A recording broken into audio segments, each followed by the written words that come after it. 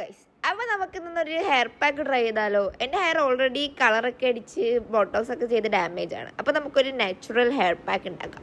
അതിനാവശ്യമായ കാര്യങ്ങൾ ഇത്രയൊക്കെയാണ് ഗൈസ്. ഇതൊക്കെ നമ്മുടെ വീട്ടിലുണ്ട്, ബട്ട് വീട്ടിൽ ഇതൊക്കെ അരയ്ക്കാൻ പറ്റിയ സാധനങ്ങൾ എവിടെയാണെന്ന് നമുക്കറിയില്ല. ഫസ്റ്റ് നമുക്ക് അത് കണ്ടുപിടിക്കാം ഗൈസ്. അങ്ങനെ നമ്മളൊരു പഴയ ജാർ വേണം എടുക്കാം കേട്ടോ, ഇല്ലെങ്കിൽ ഇതൊക്കെ സീനാവും. അല്ലെങ്കിൽ നമ്മൾ ബസ്സിനൊക്കെ കേൾക്കുമ്പോൾ വീട്ടിൽ നിന്ന് നല്ല തറയൊക്കെ കേൾക്കും.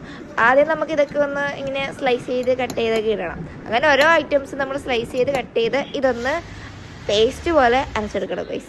ഗൈസ് ഇങ്ങനെ കണ്ട നല്ല അടിപൊളി പേസ്റ്റ് ആയിട്ട് ഇത് കാണുമ്പോൾ തന്നെ തിന്നാൻ തോന്നണില്ലേ? എനിക്ക് തോന്നുന്നുണ്ട്. അങ്ങനെ അരച്ചു വെച്ച് ഈ മിശ്രിതം നമ്മൾ വേറൊരു പാത്രത്തിലേക്ക് തട്ടിയിടണം. എന്നാൽ മാത്രമേ നമുക്ക് തലയെത്തേക്കാൻ പറ്റുള്ളൂ. മനസ്സിലായോ? കാണുമ്പോൾ തന്നെ എനിക്ക് തോന്നുന്ന ഐസ്ക്രീം പോലെ ഉണ്ട് ഗൈസ്.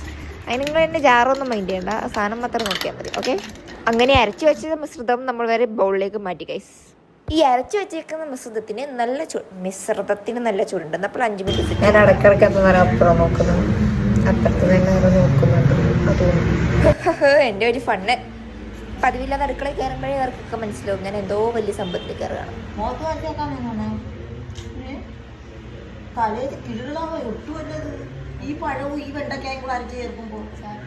ഗൈസ് ഇതൊന്നും നമ്മൾ മൈൻഡ് ചെയ്യണം, ഇത് ജനറേഷൻ ഗ്യാപ്പ് വേറെ, അതുകൊണ്ടാണ്.